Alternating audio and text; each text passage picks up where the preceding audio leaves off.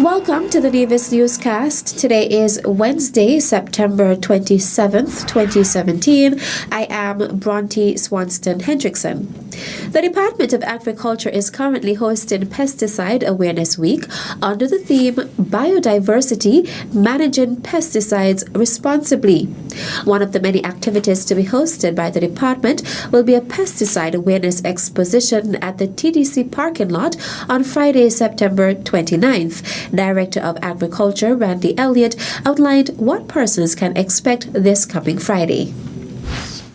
Our extension staff will be here at TDC in terms of educating the general public in terms of pesticide usage, the best pesticide you could use in terms of whatever issue that you may have facing you, whether on your farm, on your backyard, or whatever it is. We'll also be showing persons the safety usage, the use of safety gear, the proper usage of safety gear in terms of pesticide handling.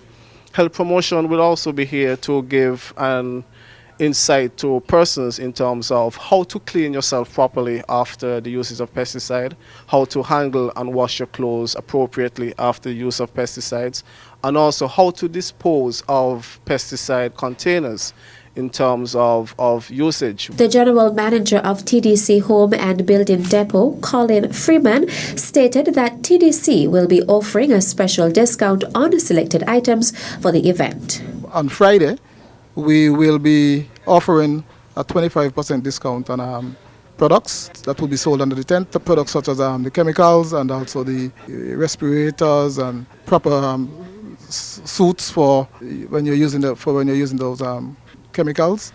So come on out, take advantage of it, knowledge that will be disseminated there, and keep yourself safe. The purpose of the exposition was explained by the floor supervisor, Tyrone Hendrickson. One of the things coming out of pesticides awareness workshop that the Agriculture Department hosted a few years ago was the importance of proper handling and being safe while using pesticides, and I'm very happy that they're here to partner with us again, well this time, in spreading the word to the general public and farmers alike of the safe usage of these pesticides, how to clean yourself properly, because we would like to have our farmers and people using pesticides around for a very long time. The exposition will begin at 9 a.m. at the TDC front parking lot and conclude at 3 p.m. The Nevis Island Administration's Inland Revenue Department will host their week of activities starting on October 8th to October 14th under the theme, Our Economy Will Collapse If Tax Payments Relax, #PayYourTaxes. Audit Manager at the Inland Revenue Department, Janisha Daniel, explained the purpose of hosting the week of activities.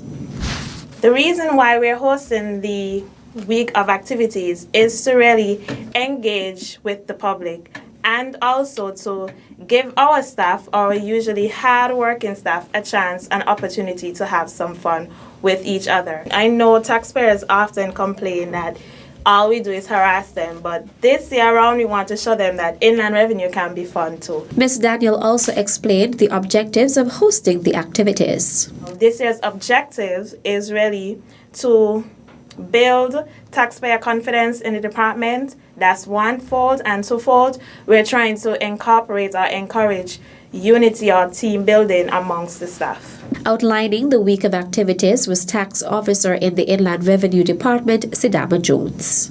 Starting on Sunday, 8th October, we will give God praise at the St. Thomas's Anglican Church at 10:30 a.m. On Monday, 9th October, we will have primary school devotions. We'll go to some of the primary schools on Nevis and we'll have devotions there, educating them about taxes. On Monday, from 4:30, we'll have a fit party at the Villa Grounds, past and present staff at the Inland Revenue Department. Also, any other person who wants to be fit can come along. On Tuesday, 10th October, from 8:30 to 9:30 a.m., we'll be on Von Radio. Also that evening from 7:45, we will also be on the Let's Start program. On Wednesday, 11th October, that's Taxpayer Appreciation Day, so make sure you come into the office and get yourself a nice token from the Inland Revenue Department. On Thursday 12th, that's from 4:30 to 6, social responsibility, giving back to the seniors. We'll be giving a few seniors around Nevis a little token of appreciation from the Inland Revenue Department. On Friday the 13th October, they will be around the island treasure hunt, but that's the staff only. The Inland Revenue Department will be closed at 2 p.m. on that day. And on Saturday, 14th October, that's our fun day. That'll be at the Villa Grounds. All are invited. It's free. And we'll have lots of games and eats. Ms. Jones used the opportunity to invite the public to participate in the activities and take advantage of their activities as well as their Taxpayer Appreciation Day. Although the offices of the Inland Revenue Department will be closed at 2 p.m. on Friday, October 13th, the public is asked to note that the value-added tax, VAT, is still payable to the Inland Revenue Department on Monday, October 16th. The St. Kitts and Nevis ambassador to the Republic of Cuba, Her Excellency Verna Mills, visited the Cuban Vice President of the Council of State, Her Excellency Gladys Bejarano Portela, on September 20th at the Revolution Square in Havana, where she handed the Vice President her letter of credence. During her private audience with the Vice President, Ambassador Mills communicated greetings from the Prime Minister, Dr. the Honorable Timothy Harris, the government and the people of St. Kitts and Nevis to the Vice President, and extended their wishes for continued progress and prosperity for the Cuban people. She also reiterated her commitment to further strengthen the relationship between both countries. On behalf of the government and people of the Federation, Ambassador Mills expressed her condolences for the loss of lives and the devastation caused by Hurricane Irma, and wished the Cuban people a speedy recovery to normalcy. She also thanked the government and people of Cuba for their continued support and highlighted the important contributions Cubans have made to the development of St. Kitts and Nevis, particularly in the education and health sectors. Still to come, achieving a sustainable planet requires an all-hands-on-deck approach, says Minister Brantley. The details when we return.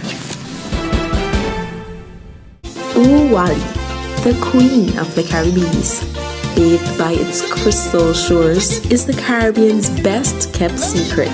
Nevis is known for its rich culture, which remains entrenched in the island's everyday life. We boast of having the Caribbean's greatest summer festival, Culturama. The birthplace of Alexander Hamilton, my little 36 square mile island, is the home of the Bath Hotel, which is the first built hotel in the Caribbean. Don't forget to take a dip in the therapeutic Bath Springs. Take a few minutes to trot down to the ever-famous Sunshine's Bar and drink a world-renowned Killer Bee. Live Nevis naturally by exploring the magnificent waterfalls and hiking to the top of our 32 Nevis Peak. Our lush vegetation and landscape deems a visit here the perfect escape. Nevis, Queen of the Caribbean.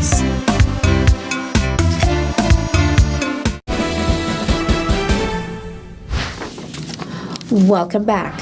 The Royal St. Christopher and Nevis Police Force RSCNPF Course 41 training standard for basic recruits resumed on September 25th at the Police Training School. The training will continue as normal after being suspended in mid-June to have the recruits gain invaluable experience by supporting the crackdown on crime being implemented by the Police High Command. During that time, the recruits became an integral part of the ongoing crime prevention activity called Operation Mid-Sweep. It provided an opportunity for them to apply training they had already received to the execution of their duties. The recruits assisted members of the RSCNPF with foot patrols and stop and search exercises, among other areas. Their involvement allowed for the RSCNPF to have the additional manpower needed to better execute the operation. All recruits had already completed their first exam in the four major areas of the syllabus and will sit 2 more in each before the training comes to an end. The exams cover a written component, physical training, foot and arms drills, and self-defense. The training began on March 19th and runs for 26 weeks, notwithstanding the break. The 34 recruits will begin with revision exercises in preparation for their next exam, which should be coming up shortly. At the 72nd session of the United Nations General Assembly, Federal Minister of Foreign Affairs, the Honorable Mark Brantley, said that in order for countries to achieve a sustainable planet, the immediate involvement is required from all. From the onset, there must be buy-in from all stakeholders. No one should be left out, and therefore it calls for inclusiveness, unity, and appreciating the input and contributions that all can make to achieve in the world we want. This brings me to the first part of our theme, focusing on people. There can be no debate that our people are our primary resource. It is no marvel, therefore, that governments allocate a large percentage of their budgets to develop their human capital and expend great effort to ensure that they meet the basic needs of their populace. Governments which fail to provide for their people and who ill-treat, abuse and oppress their people must be rightly ostracized by the international community. Minister Brantley explained that attaining a sustainable planet is imperative, especially where peace and a decent life for all are concerned. Mr. President, a vital element of sustainable planet is peace. It behooves us all, nations great and small, to work towards the achievement of this essential universal value. Regrettably, Mr. President, while in some countries their citizens are forced to engage in a daily struggle for survival, braving the scorching sun and bitter cold to labor for less than $1 per day, other countries are expending billions of dollars in developing weapons of war and mass destruction. While some governments are allocating large sums to secure a future for their women and youth, others are investing in tools of war. Whilst the budgets alone of some governments will be inadequate to achieve the Sustainable Development Goals, others are using multiple times these budgets in developing nuclear warheads.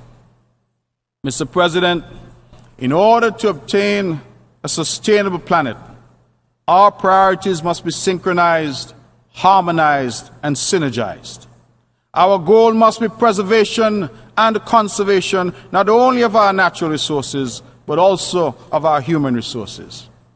My delegation condemns unreservedly the actions which have led to heightened tensions on the Korean Peninsula and calls on all countries to respect and honor their solemn commitments under international law. We condemn all actions that encourage violence and disrupt peace. There can be no place in today's world for war and violence. We therefore join the international community in demanding diplomacy and dialogue instead of saber-rattling and war-mongering. St. Kitts and Nevis stands proudly with our Caribbean and Latin American neighbors as a zone of peace, and we exhort all members of the community of nations to expend every effort to create and promote peace. He further stated that every country must have a meaningful seat at the table of decision-making, as partnerships are important in finding solutions to the many global challenges that exist. The UN's General Assembly took place in New York on Tuesday, September 19th through to Monday, September 25th, 2017. And that brings us to the end of this edition of the Nevis Newscast. I am Bronte Swanston Hendrickson. Thank you for viewing.